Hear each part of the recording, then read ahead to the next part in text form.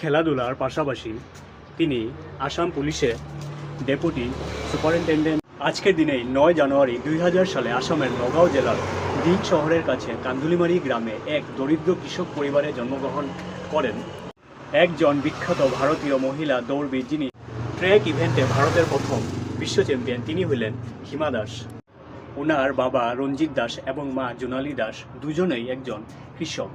ছোটবেলা থেকে খেলাধুলার প্রতি ওনার প্রবল আগ্রহ ছিল এবং তিনি স্থানীয় ছেলেদের সাথে ফুটবল খেলতেন।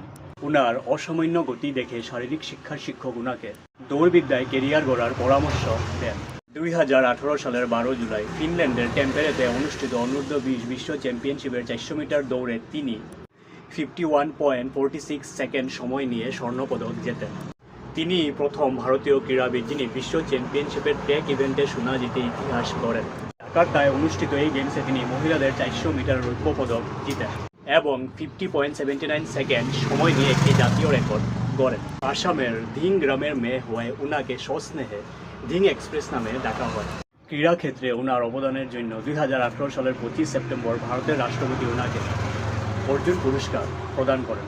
তিনি বিখ্যাত ক্রীড়া সরঞ্জাম প্রস্তুতকারী সংস্থা এডিডাসের ব্র্যান্ড অ্যাম্বাসেডরও।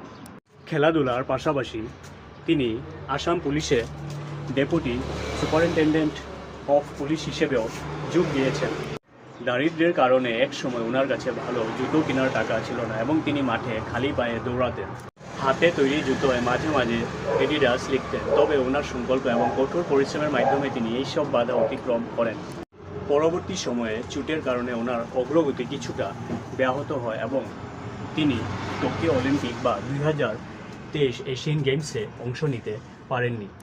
তবে তিনি 100 মিটার এবং 200 মিটারের মতো ছোট দূরত্বের ইভেন্টগুলিতে মনোনিবেশ করার সিদ্ধান্ত নিয়েছেন।